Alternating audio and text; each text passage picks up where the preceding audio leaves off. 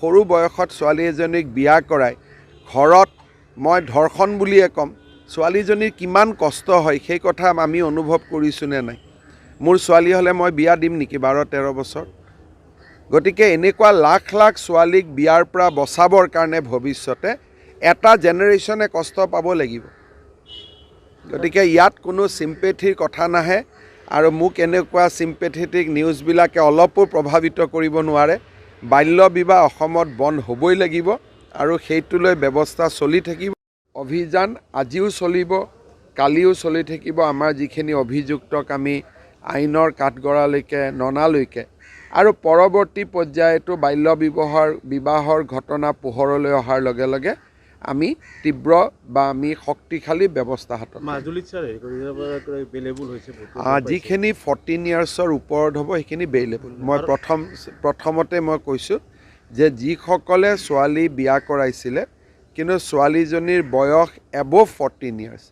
তেওঁলোকে বেলেবল ছেকশ্যনত আছে আৰু এতিয়া মানে কলত কেঁচুৱালৈ বা গৰ্ভৱতী মহিলা সেইটোলৈ আমি চিন্তা কৰিব নালাগে সেইটোলৈ আমি একেবাৰে চিন্তা কৰিব নালাগে এই 2000ৰ শাস্তি হ'লে অসমৰ লাখ লাখ ছোৱালী বাল্য বিবাহৰ পৰা বাচিব এতিয়া মাৰ্ডাৰ কেছত যোন মাৰ্ডাৰ হয় ধৰক মই আপোনাক মাৰ্ডাৰ কৰিছোঁ মোৰোতো বাচ্চা থাকিব পাৰে সেইবুলি চৰকাৰে মাৰ্ডাৰ কেছত অভিযুক্ত মানুহজনক এৰি দিব নেকি সিম্পেথি যেনেকৈ দেখুৱাব লাগে চৰকাৰে দেখুৱাব কিন্তু কাৰোবাৰ কোলাত কেঁচুৱা থাকিলে বুলি যদি সেই হাজবেণ্ডজনে কাৰোবাক ধৰ্ষণ কৰে বা সেই যদি ব্যক্তিজনে কাৰোবাক ধৰ্ষণ কৰে আইনে এৰি দিব নেকি যে এওঁৰ কোলাত কেঁচুৱা আছে বুলি আমিতো ছোৱালীজনীক একো কৰা নাই আৰু ছোৱালীজনীৰ আৰ্থিক অৱস্থাৰ সন্মুখীন হ'লে আমি সেইটোও সহায় কৰিম বুলি কৈছোঁ গতিকে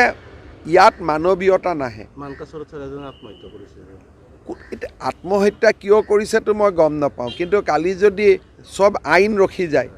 সেইটোতো নহ'ব যেতিয়া লোকসভাই আইন পাছ কৰিছে যে বাল্য বিবাহ হ'ব নালাগে গতিকে বাল্য বিবাহ হ'ব নালাগে কিন্তু কিছুমান থাকে আমাৰ চেনেলো থাকে কিবা এটা ঘটনা হ'লে মাজত এনেকুৱা এটা খবৰ চলাই তাৰ এগেইনষ্টত এটা সিম্পেথি ক্ৰিয়েট কৰিব খোজে এতিয়া যিটো ঘটনা তাত ওলাইছে যে এগৰাকী মানুহে তেওঁৰ দেউতাক মাকক এৰেষ্ট হ'ব বুলি ভাবি তেনেকুৱা কথা হ'ব পাৰে নেকি এৰেষ্ট হোৱাই নাই হ'ব বুলি ভাবি থাকি কোনোবাই আত্মহত্যা কৰিব নেকি কওকচোন গতিকে এইবিলাকত জিৰ' সিম্পেথি ছোৱালী এজনীক বিয়া কৰোৱাৰ পিছত সৰু বয়সত ছোৱালী এজনীক বিয়া কৰাই ঘৰত মই ধৰ্ষণ বুলিয়ে ক'ম ছোৱালীজনীৰ কিমান কষ্ট হয় সেই কথা আমি অনুভৱ কৰিছোঁ নে নাই মোৰ ছোৱালী হ'লে মই বিয়া দিম নেকি 12-13 বছৰ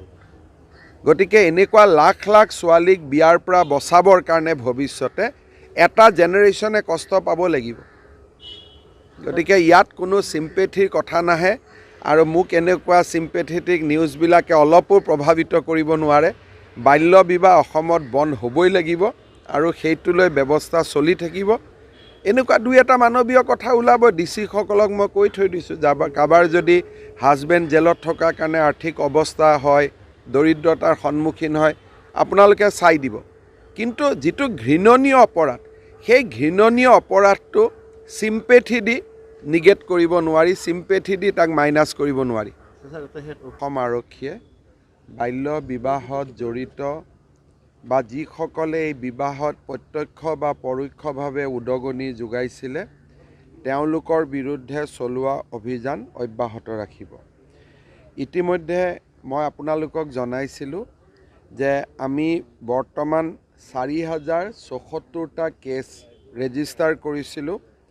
আৰু ইয়াত সৰ্বমুঠ 8134জন ব্যক্তিক আমি অভিযুক্তৰ শাৰীত ৰাখিছোঁ ইয়াৰ কিছুমান ব্যক্তি এনেকুৱা আছে যি হয়তো বিবাহত আবদ্ধ হোৱা ব্যক্তিসকলৰ পিতৃ মাতৃ তেওঁলোকলৈকে চৰকাৰে নটিচ দিব তেওঁলোকক পোনছাতে গ্ৰেপ্তাৰ কৰা নহ'ব যিসকলক আমি গ্ৰেপ্তাৰ কৰিব লাগিব আৰু আদালতলৈকে পঠিয়াব লাগিব তেনেকুৱা ব্যক্তিৰ সংখ্যা প্ৰায় 3500 আৰু ইতিমধ্যে আজি ৰাতিপুৱালৈকে আমি 2211জনক গ্ৰেপ্তাৰ কৰিছোঁ এই অভিযান আমাৰ চলি আছে আজিৰ দিনটোতো চলি থাকিব ইয়াৰ ভিতৰত যিসকলৰ এবভ 14 ইয়াৰ্ছ বিয়া কৰাইছিলে তেওঁলোকৰ ছেকশ্যনবোৰ বেইলেবল হ'ব আৰু বিল' 14 ইয়াৰ্ছ যিসকলে বিয়া পাতিছিলে তেওঁলোকৰ ছেকশ্যনবিলাক নন বেইলেবল হ'ব আৰু মই ভাবোঁ যে অসমত এই গ্ৰেপ্তাৰৰ পিছত এটা যথেষ্ট সচেতনতাৰ সৃষ্টি হৈছে যে বাল্য বিবাহ হ'ব নালাগে বিভিন্ন সামাজিক সংগঠন ৰাজনৈতিক নেতাই চৰকাৰৰ এই প্ৰচেষ্টাক আদৰণি জনাইছে মই সকলোকে এটাই কথা ক'ব খোজোঁ যে 2026 চনৰ বিধানসভা নিৰ্বাচনৰ আগলৈকে এই অভিযান চলি থাকিব আৰু অসমত এটাও যাতে আৰু বাল্য বিবাহ হ'ব নোৱাৰে তাৰ কাৰণে আমি এক বিস্তৃত পদক্ষেপ আমি গ্ৰহণ কৰিম আইনৰ ব্যৱস্থা চলি থাকিব ডিচি সকলে কাজিৰ যিটো ব্যৱস্থা সেই কাজিৰ ব্যৱস্থাটোক এতিয়া নিয়ন্ত্ৰণ কৰিব আৰু যাতে যিকোনো কাৰণতে বয়সক ফাঁকি দি আমাৰ এনেকুৱা ধৰণৰ বিবাহ হ'ব নোৱাৰে তাৰ বাবে তেওঁলোকে সজাগতাৰ সৃষ্টি কৰিব মানুহৰ লগত কথা পাতিব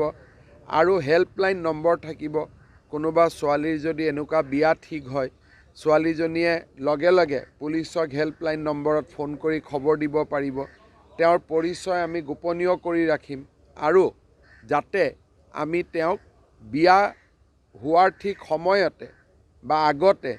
আমি লগে লগে ইণ্টাৰফেয়াৰ কৰি বিয়াখন নোহোৱাৰ যাতে আমি ব্যৱস্থা কৰি দিব পাৰোঁ